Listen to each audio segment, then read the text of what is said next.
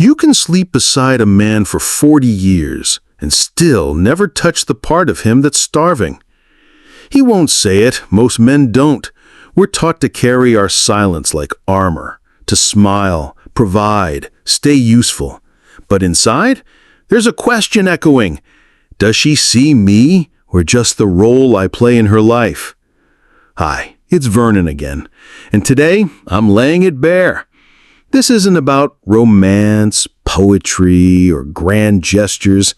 It's about the quiet truths men live with and the deeper things they crave far more than hearing, "I love you." Because after a certain age, those 3 words lose their shine. What matters more is how a man feels in your presence, whether he's respected, whether he's needed, whether he's seen. There are 7 things, simple, powerful, often overlooked, that speak louder to a man's soul than any declaration of love ever could. And if you care about a man, or are one, knowing these things might just change the way you love before time runs out. If this kind of truth stirs something in you, subscribe. Wisdom only matters if it reaches you in time. So take a breath with me. What comes next might feel familiar, not because you've heard it before, but because deep down, you've lived it. 1. Respect that isn't performed, but felt. Men don't need applause. They need to be regarded, deeply, quietly, in the eyes of the person who knows them best. Respect to a man is not a performance. It's not about titles, achievements, or how many sacrifices he's made. It's about how you speak to him when no one's watching. It's whether you roll your eyes at his ideas or listen like they still carry weight. It's the absence of condescension, the presence of trust. Many men would rather be respected than adored. Why? Because respect speaks to their sense of identity. It tells them you are not just useful, you are worthy. Psychologist Emerson Eggerichs once said, "When a man feels disrespected, it's like an open wound. He'll either fight, flee, or shut down completely." But what we don't often explore is why that wound cuts so deep. For many men, respect is not about status, it's about survival. It's the unspoken contract that says, "You see me as I am." And that's enough. When that contract is broken, when the woman he loves looks at him with disappointment, disdain, or quiet dismissal, something deeper than pride is wounded. What disappears in that moment is not just confidence, it's belonging. It's the fragile belief that he is still welcome in the emotional space of his partner. This kind of pain doesn't shout, it withdraws. It becomes silence, or sarcasm, or distance dressed as stoicism. And here's the quiet tragedy. Many men would rather be alone than feel invisible in the presence of the one they love. So if respect feels like a wound when it's missing, perhaps that tells us just how sacred it really is. And most do shut down, not out of spite, but out of quiet erosion. Over time, when respect fades, a man's sense of self begins to dissolve. This isn't about ego, it's about essence. Respect is the air many men breathe in order to show up, to give, to stay. So ask yourself, do you admire the man beside you, or do you merely tolerate him now that the thrill has passed? And if you are that man, are you staying where you're respected or only where you're needed? The difference will shape the rest of your life. What we uncover next isn't a solution, it's a mirror. And sometimes, what it shows us is the very thing we've been aching for without knowing how to name it. 2. Being chosen, again and again. I am a witness to this truth, not in theory, but in flesh and memory. I've been married to my wife Margaret for over 40 years, and if you asked her, she'd probably say we've had a good life, steady, loyal, built on shared values. And she'd be right. But here's what I've never told anyone out loud. There were years, long, silent years, where I didn't feel chosen. I felt kept. Like I was the man who made sense on paper, the father of her children, the partner in bills and birthdays, but not the one she still looked at with longing. And that does something to a man. It shrinks him, not overnight, but gradually, like a book left in the sun. See, for a man, love isn't just about being accepted once. It's about being chosen again and again, even after the shine wears off, when the hair thins, when the charm fades, when the spark is harder to find. To be chosen is to be wanted, not just needed. To be looked at across the dinner table and seen not as a fixture, but as a man with depth, with ache, with a fire still burning somewhere inside. A 2020 Harvard study found that emotional neglect in long-term relationships, even subtle forms, leads to a sharper decline in mental well-being for men than for women. Why? Because men often have fewer emotional outlets. Their partners become their primary and sometimes only source of intimacy. So when that intimacy goes cold, when a man no longer feels wanted, it's not just his heart that closes, it's his sense of worth.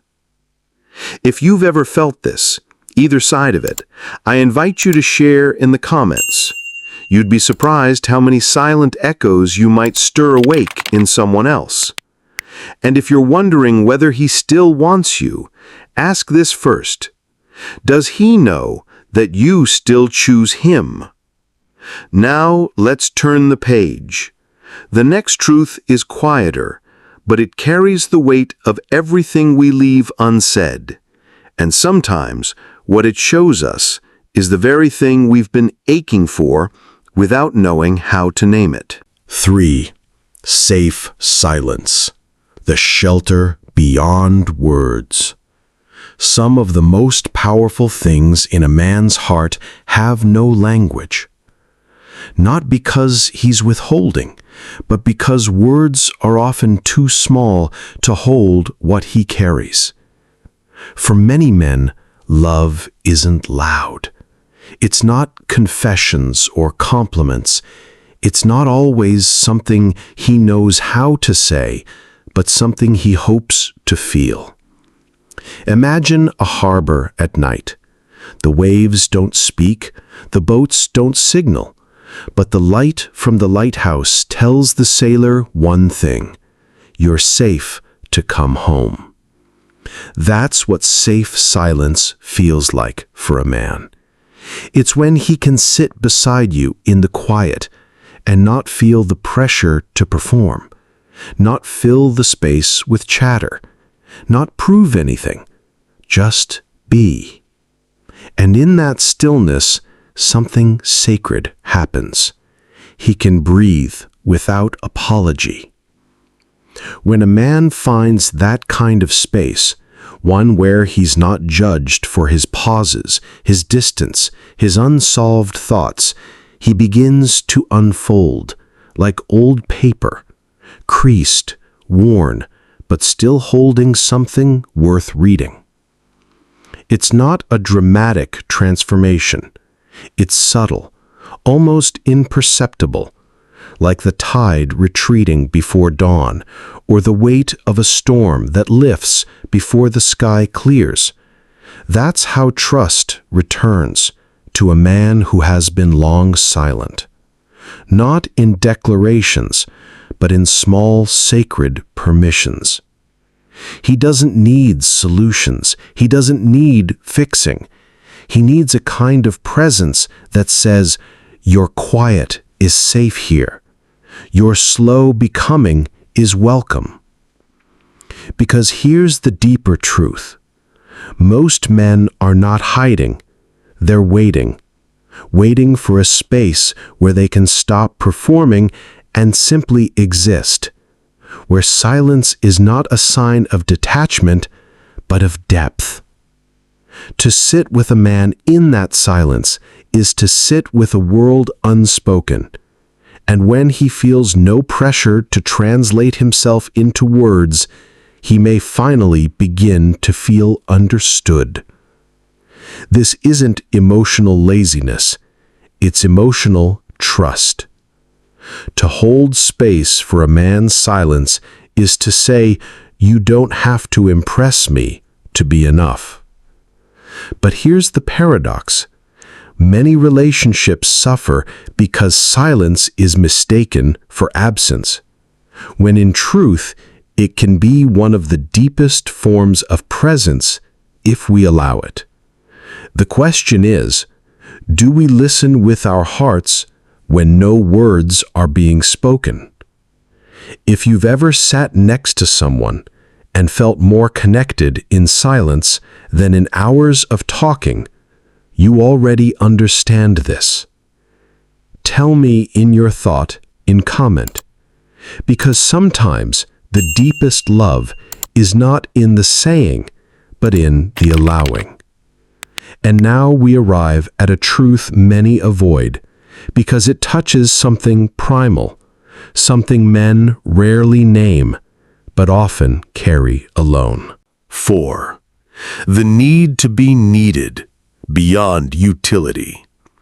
Before diving into this part, tell me honestly, what happens to a man when he's no longer useful?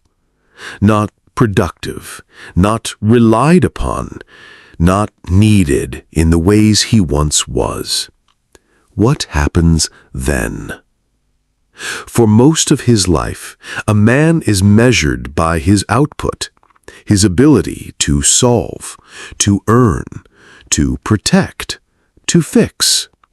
His value is tethered to function. But what no one prepares him for is what it feels like when that function fades. When the kids are grown, the job ends, the house is paid off, when there's less to do and more to feel. The world doesn't tell men how to feel needed when they're no longer essential. But here's the irony and the quiet heartbreak. A man doesn't stop needing to be needed. He just stops expecting it. And in that silent resignation, something within him begins to dim. He may not say it. He may not show it. But deep down, there's a longing to be more than a chapter that's already been read. He wants to know, am I still a source of strength, of meaning, of impact? Being needed is not about being depended on. It's about knowing that your presence still matters, that your thoughts still count, that your being still shapes the space around you. Many men carry this ache quietly, especially in later years. It's not vanity, it's not pride. It's the very human desire to contribute something real, even if it's no longer measured in paychecks or praise. So ask yourself, have you told the man in your life that he still brings value to your world, not because of what he does, but because of who he is when he's simply there? And if you are that man, have you allowed yourself to believe that your worth isn't fading, it's evolving? The need to be needed is not weakness, it's connection, it's purpose. And sometimes, just knowing that you're still seen as relevant is enough to reignite the quiet fire inside. Sit with that for a moment, and then come with me, because the next truth is about something even fewer men know how to ask for, yet desperately need. 5. Tenderness without condition. When was the last time you saw tenderness offered to a man without expectation?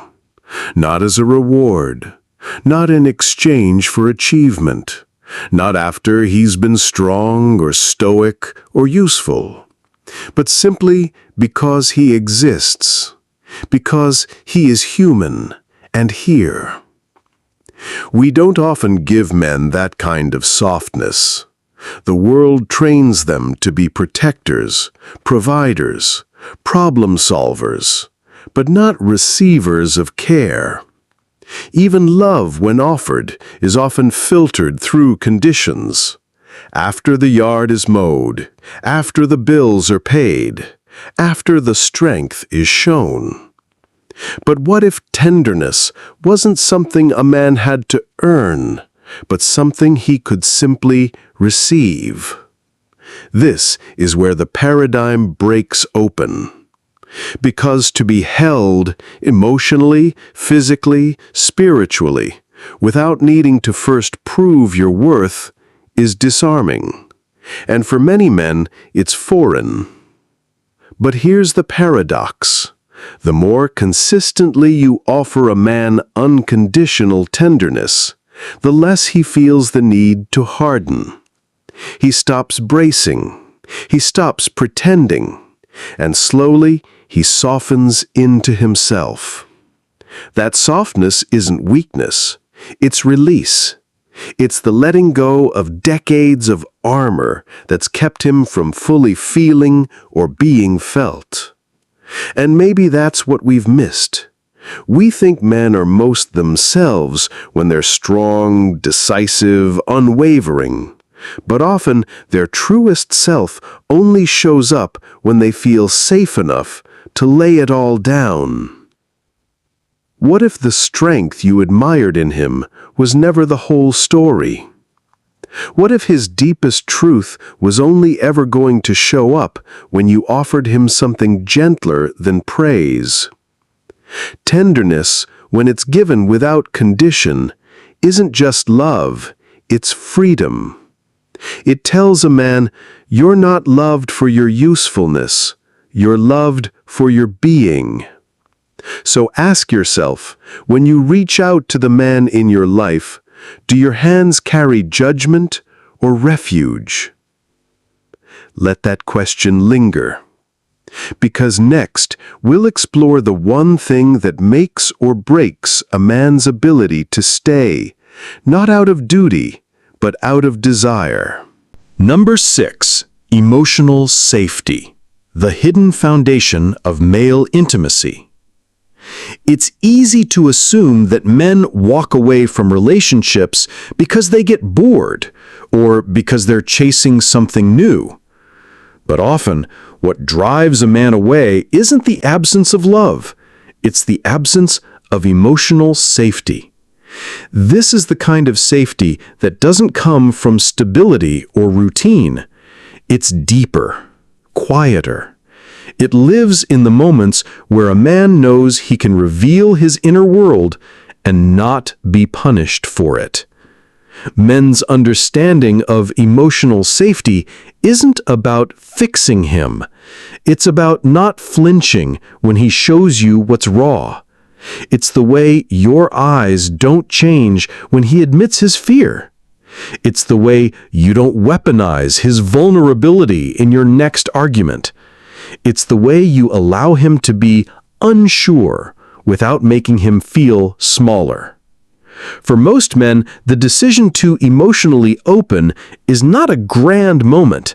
It's 100 small choices made in the presence of someone who doesn't use softness against them. But here's where many relationships crack. The moment a man feels his vulnerability has been used to disempower him, he won't forget it. He may forgive, but part of him retreats, and sometimes it never fully comes back. Men don't always need agreement, but they do need safety.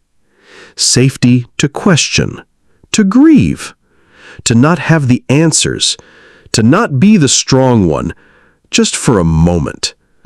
If a man never feels that safety, he learns to hide behind masks. He becomes agreeable, distant, quiet, not because he's checked out, but because it's the only way to stay close without risking being hurt again. And that's when intimacy becomes hollow, when it's built on fear instead of trust. So ask yourself, have you made emotional safety a habit, not just a hope? Because for a man to stay, really stay, it's not love he looks for first. It's safety. And now we come to the last truth, the one that, if missing, makes all the others feel like echoes in an empty room. 7. Appreciation that doesn't expire. Now, imagine two men. One walks into a quiet room and feels at peace. He's not needed to fix anything, not expected to prove himself, but his presence is met with warmth, a glance, a gentle word, a recognition of who he is, not just what he does. The other man walks into a home filled with motion, conversations, tasks, meals, memories, but no one looks up. No one pauses. He is functional, familiar, faded into the background of his own life. Both are loved, perhaps, but only one is seen. Appreciation is not the same as gratitude. Gratitude says, "Thanks for what you've done." Appreciation says, "I still see the man you are, and I don't take him for granted." For men, that difference can mean everything. Too many long relationships fall into a rhythm where appreciation becomes assumed, where gestures are unnoticed, efforts are expected, presence is predictable, and slowly, a man begins to wonder if anything he brings still carries weight. What he longs for is subtle. A kind word when no one's asking for it, a smile that isn't transactional, a moment that says, "You still matter," not for yesterday, not for what you give, but simply for being here. Because here's the quiet truth. Appreciation, when it's consistent, keeps a man's spirit from hardening. It keeps him offering, showing up, staying close, not because he has to, but because he wants to. Without it, even love starts to feel like obligation. Appreciation doesn't require grand speeches, just awareness, just presence, just the willingness to interrupt routine with a moment of real acknowledgement. So ask yourself, not with guilt, but with grace, when was the last time you looked at the man in your life like he still mattered? And if you are that man, can you offer that appreciation to yourself, even when it's not reflected back? Because love, in its richest form, is not loud, it's consistent. And when appreciation is steady, not just earned, but given, it becomes the soil where every other kind of love can root and grow. If you've made it here, I actually appreciate that. Not just for watching, but for listening with your heart open. Because what we've walked through together isn't a list. It's a landscape of what many men carry quietly and what many relationships silently miss. You see, these 7 things, respect, being chosen, safe silence, being needed, unconditional tenderness, emotional safety, and lasting appreciation, they're not luxuries. They're not extras. They're the foundation of emotional connection in men. Most of them can't be bought, can't be demanded. They can only be offered genuinely, repeatedly. And if you're someone who's shared your life with a man, or if you are that man, then you already know this. We're not talking about love. We're talking about the ways we make another soul feel real. So before you go, I have one request. If something I said today gave you pause, don't keep it to yourself. Share your thoughts in the comments. You never know who might need your words. And if you found even a fragment of truth in what we've shared, consider subscribing. Not for my sake, but for yours. Because sometimes the right words, at the right time, can keep something beautiful from slipping away. I'm Vernon, and I'll be here, sharing what time has taught me, in case you ever need a voice to walk beside yours. Thanks for watching my video. And then come with me, because the next truth is about something even fewer men know how to ask for, yet desperately need.